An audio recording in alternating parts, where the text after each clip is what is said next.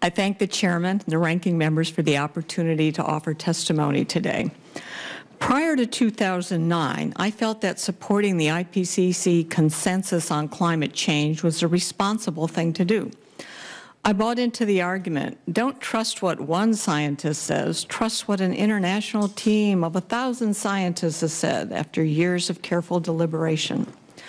That all changed for me in November 2009 following the leaked ClimateGate emails that illustrated the sausage making and even bullying that went into building the consensus.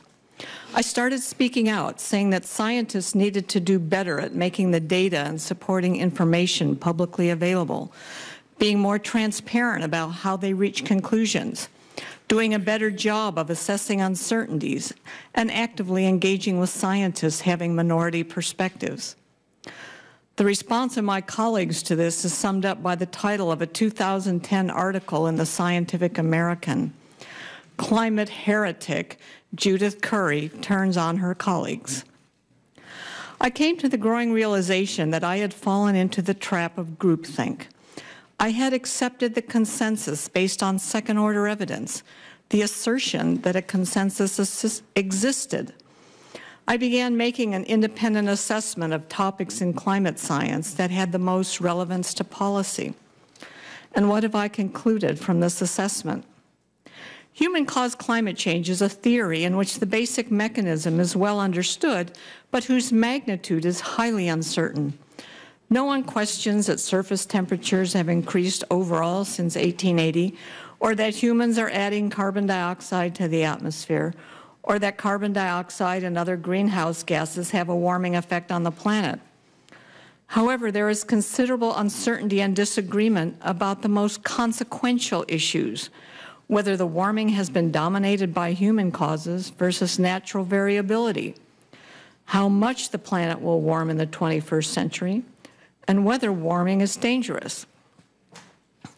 The central issue in the scientific debate on climate change is the extent to which the recent and future warming is caused by humans versus natural climate variability.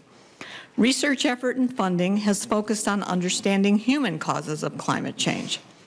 However, we have been misled in our quest to understand climate change by not paying sufficient attention to natural causes of climate variability, in particular from the sun and from the long-term oscillations in ocean circulations. Why do scientists disagree about climate change? The historical data is sparse and inadequate. There's disagreement about the value of different classes of evidence, notably the value of global climate models. There's disagreement about the appropriate logical framework for linking and assessing the evidence. And scientists disagree over assessments of areas of ambiguity and ignorance. How then and why have climate scientists come to a consensus about a very complex scientific problem that the scientists themselves acknowledge has substantial and fundamental uncertainties? Climate scientists have become entangled in an acrimonious political debate that has polarized the scientific community.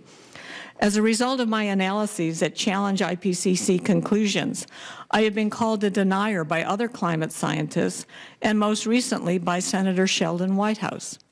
My motives have been questioned by Representative Grijalva in a recent letter sent to the president of Georgia Tech. There is enormous pressure for climate scientists to conform to the so-called consensus. This pressure comes not only from politicians, but from federal funding agencies, universities and professional societies, and scientists themselves who are green activists. Reinforcing this consensus are strong monetary, reputational, and authority interests. In this politicized environment, advocating for carbon dioxide emissions reductions is becoming the default, expected position for climate scientists. This advocacy extends to the professional society that publish journals and organize conference.